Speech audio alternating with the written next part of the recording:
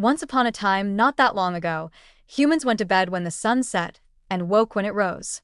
Now, We stare at tiny glowing rectangles until 2 a.m., wondering why we feel like we've been hit by a truck every morning.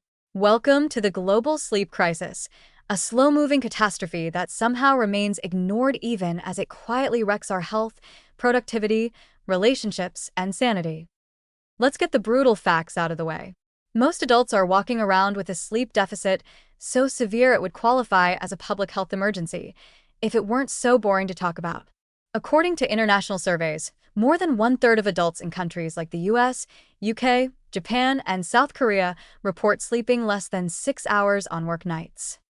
Just enough to function like a zombie with caffeine. 8 hours? That's the stuff of fantasy novels and retirement brochures.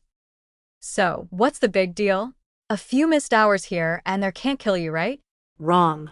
A chronic sleep deprivation messes with virtually every system in the body. It suppresses immune function, hello, endless colds, raises inflammation, goodbye, graceful aging, and increases your risk of cardiovascular disease, obesity, type 2 diabetes, and certain cancers. Your brain doesn't fare much better. It begins to resemble the inside of a college dorm after finals week, cluttered, poorly lit, and reeking of desperation. Cognitive performance drops sharply after even one night of short sleep. Reaction times slow, decision-making gets fuzzy, and emotional regulation goes out the window. Ever snapped at your spouse for breathing too loudly? Congratulations! You're officially in the underslept and unhinged club. Want to ruin your workday before it starts? Try answering a 6:30 a.m. email on 4 hours of sleep. It'll take 3 tries, 2 typos, and 1 existential crisis. Let's not forget about mental health. Sleep deprivation is a surefire way to make anxiety worse, depression deeper, and stress unbearable. You may laugh at memes about functioning on caffeine and trauma, but your brain's emotional circuitry isn't amused. It's running on fumes while trying to interpret reality through a lens of cortisol, self-doubt, and sheer exhaustion. You're not moody, you're malfunctioning. And what's driving all this self-imposed insomnia? It's not just work, though let's be honest. The always-on culture that celebrates 14-hour days and inbox zero is basically a gladiator pit for burnout.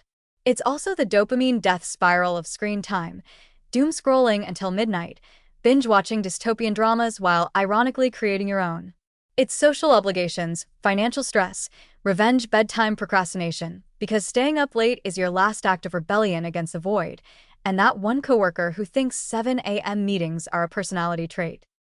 Across cultures, the numbers vary slightly, but the trend is universal. In Japan, where overwork is practically a patriotic duty, the average adult sleeps under 6.5 hours a night. In South Korea, students collapse at their desks preparing for college entrance exams.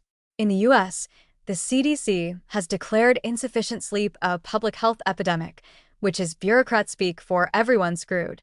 Meanwhile, in countries like Finland and the Netherlands, where naps, saunas, and less toxic work cultures exist, people sleep more and report higher life satisfaction. Imagine that. You might think you can catch up on weekends, but that's like trying to fix a broken leg with duct tape. Sleep debt doesn't just go away, it lingers. One bad night impacts your metabolism and immune system for days. Chronic deprivation actually changes how your genes express themselves. Yes, sleep-deprived you is literally a different person, one who cries during commercials and forgets why they walked into the kitchen. Even productivity, the very reason we sacrifice sleep, is an illusion. Sleep-deprived workers make more mistakes, take longer to complete tasks, and have higher rates of absenteeism. If businesses really wanted peak performance, they'd mandate nap pods and outlaw emails after 9 p.m. Instead, we reward the bleary-eyed martyr who shows up early, leaves late, and dies young. Here's your funny but not funny warning. If you think you're fine on 5 hours, you're probably too tired to realize how impaired you are. Studies show that chronically underslept people think they're performing normally, but objective tests prove otherwise. You're basically a drunk driver in a business suit. So, what's the solution? It's simple but not easy. Prioritize sleep like your life depends on it, because it does. Set boundaries. Create a dark, cool, quiet sleeping environment. Kick your phone out of the bedroom like it's a toxic ex. Go to bed earlier than your inner gremlin wants you to. And if society mocks you for turning in at 9:30, remind them that you're playing the long game, one REM cycle at a time. The truth is, sleep isn't a luxury. It's not optional. It's not some cute self-care ritual involving lavender oil and ambient playlists.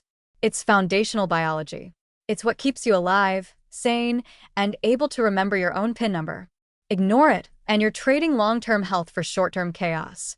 And no, caffeine is not a substitute. It's a cover-up, like cologne on a dumpster fire. We are the only species that willingly deprives itself of sleep for no adaptive benefit. Every other animal knows better. Even your cat is smarter about sleep hygiene than you are. And until we wake up to that irony, we'll keep collapsing into a collective dreamless stupor, one bleary morning at a time.